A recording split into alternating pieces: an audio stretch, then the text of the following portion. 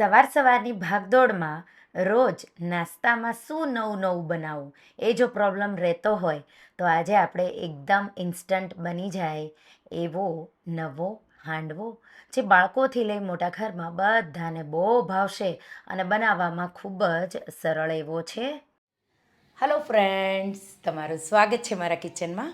આજે આપણે ના દાળ ચોખા પલાળવા કે ના આથો ચીઝ કોર્ન સ્ટફ હાંડવો એકદમ નવી રીતે બહુ ટેસ્ટી, એકદમ ક્રિસ્પી તમે એને ટમેટો કેચઅપ કે ગ્રીન ચટણી સાથે ગરમા ગરમ સર્વ કરી શકો.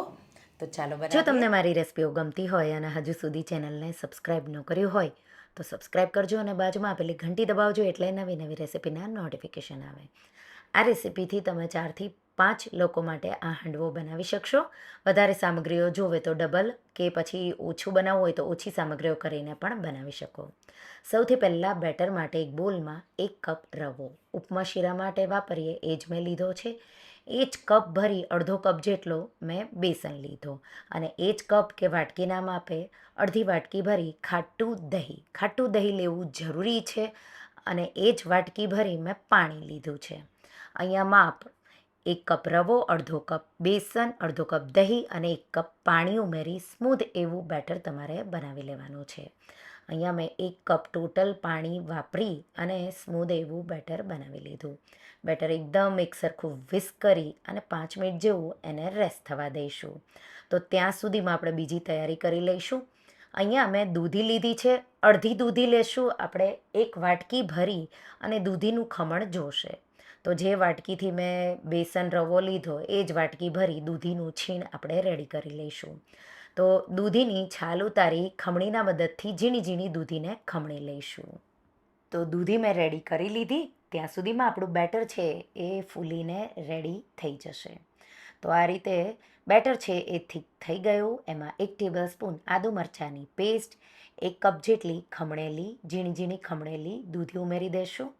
2 ટીસ્પૂન જેટલું મીઠું, અડધી ટીસ્પૂન જેટલી હળદર, 1 થી 2 ટીસ્પૂન જેટલું ધાણા જીરું પાવડર ઉમેરીશું.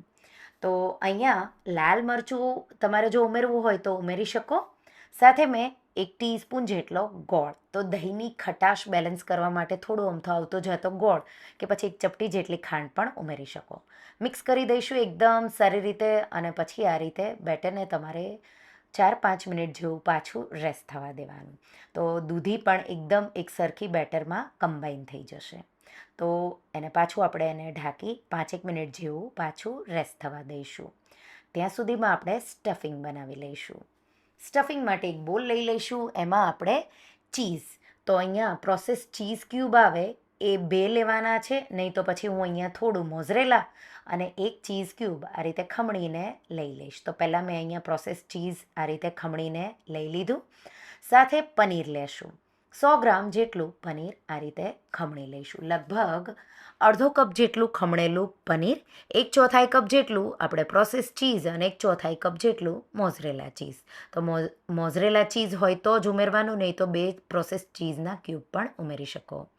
1 ટીસ્પૂન આદુ મરચાંની પેસ્ટ, અડધો કપ જેટલા બાફેલી મકાઈના દાણા, અડધો કપ જેટલા કેપ્સિકમ ઝીણા ચોપ કરેલા, સાથે 1/4 કપ જેટલા લીલા ધાણા, સાથે ઇટાલિયન સિઝનિંગ. તો અહીંયા જે પિઝા સિઝનિંગ આવે એ જ મેં ઇટાલિયન સિઝનિંગ 2 થી 3 ટીસ્પૂન જેટલું આ રીતે ઉમેરી દીધું છે. 1 ટીસ્પૂન જેટલો મરીનો પાવડર ઉમેરી દઈશું.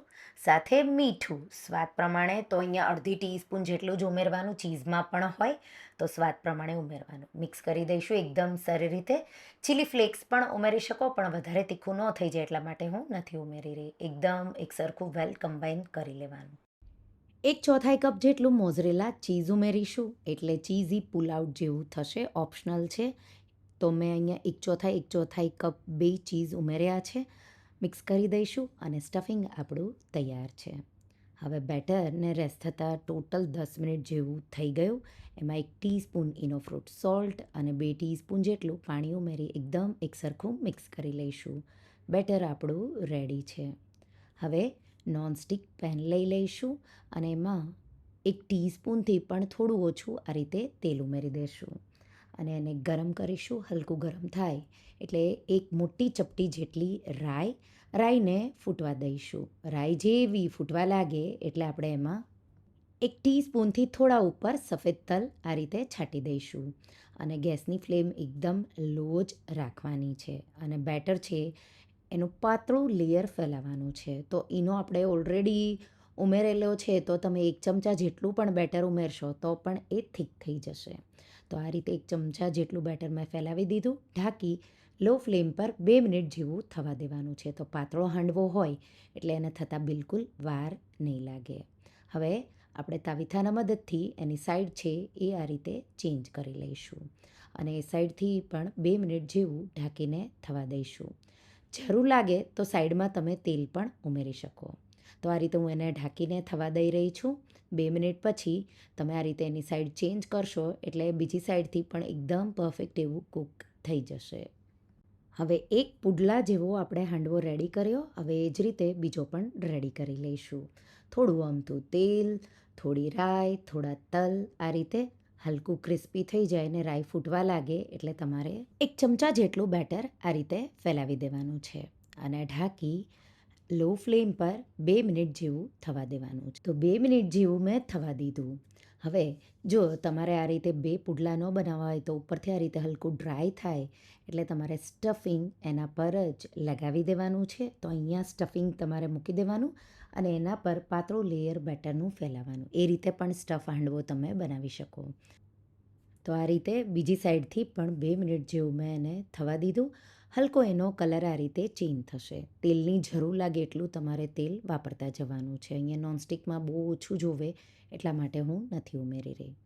હવે આ રીતે એની સાઈડ ચેન્જ કરીશું. ગેસની આંચ બંધ કરી અને જે વચ્ચેનો ભાગ છે એના પર લીલી ચટણી કે ટમાટો કેચઅપ આ રીતે લગાવવાનું અને એના પર આપણે જે સ્ટફિંગ બનાવ્યું છે એ એકદમ એક સરખું એવું આ રીતે લેયર કરવાનું છે અને એના પર આપણે જે બીજો હાંડવાનું લેયર બનાવ્યો છે પાતળો પુડલો એ આપણે આ રીતે કવર કરી દઈશું અને હવે પાછું એને ઢાંકી 2 સાઈડથી 1 મિનિટ જેવું તમારે એને થવા દેવાનું છે. લો ફ્લેમ પર થોડું જો તેલની જરૂર લાગે તો ક્રિસ્પી કરવા માટે તમારે થોડું તેલ ઉમેરી દેવાનું. હવે એક પ્લેટ આ રીતે આપણે મૂકી દઈશું ઉપર અને પછી આપણે એને આ રીતે એની સાઈડ ચેન્જ કરીશું અને પાછું આપણે એને આ સાઈડથી પણ બીજી સાઈડથી પણ ક્રિસ્પી એવો કરી લઈશું. તો આ રીતે 2 સાઈડથી હાંડવાને મેં ક્રિસ્પી એવો કરી લીધો છે. એકદમ ક્રિસ્પી હાંડવો તમારો થઈ જાય એટલે એને તરત જ તમારે સર્વ કરવાનો છે અને હાંડવો તમારે એકદમ ક્રિસ્પી કરવાનો. તમને થોડો બળેલો ટેસ્ટ જોવે તો વધારે બ્રાઉન કલર પણ કરી શકો. અહીંયા પરફેક્ટ એવો હાંડવો કૂક થઈને રેડી થઈ ગયો. આપણે એને નીચે ઉતારી લઈશું અને ગરમ ગરમ હોય ત્યારે જ તમારે હાંડવાના આ રીતે 4 પીસીસ કરી લેવાના અને તરત જ તમારે એને સર્વ કરવાનો છે.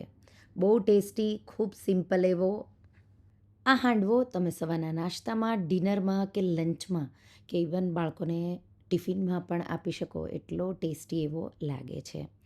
એકદમ સરળ એવો છે. ના દાળ ચોખા પલાળવા કે ના આથાની ઝંઝટ. બહુ ઝટપટ બની જાય એવો આ હાંડવો છે. બીજો મેં હાંડવો છે એ વચ્ચેથી મેં સ્ટફ કર્યો છે. તો પહેલું લેયર મેં પાથર્યું વઘાર સાથે 2 મિનિટ જેવું થવા દીધું. એના પર સ્ટફિંગ લગાવ્યું અને પછી તરત જ બેટર પાતળું લેયર ફેલાવી દેશો તો આ રીતે પણ તમે સ્ટફ હાંડવો બનાવી શકો. તો તમે જોઈ શકો છો તૈયાર છે ગરમા ગરમ હાંડવોને હું ટમાટો કેચઅપ કે પછી તમે એને ચા સાથે કે ગ્રીન ચટણી સાથે પણ સર્વ કરી શકો. તો રેસીપી એકવાર તમે જરૂરથી ટ્રાય કરજો. તો તમને આ નવી રીતે સ્ટફ હાંડવાની રેસીપી કેવી લાગી મને કમેન્ટમાં જરૂરથી જણાવજો અને હા, જો રેસીપી ગમી હોય તો વિડીયોને લાઇક કરજો, શેર કરજો અને મારા ચેનલને સબસ્ક્રાઈબ કરજો અને આવી જ નવી રેસીપીઓ માટે તમે બેલ આઇકોન બટનને પ્રેસ કરજો. Thank you for watching.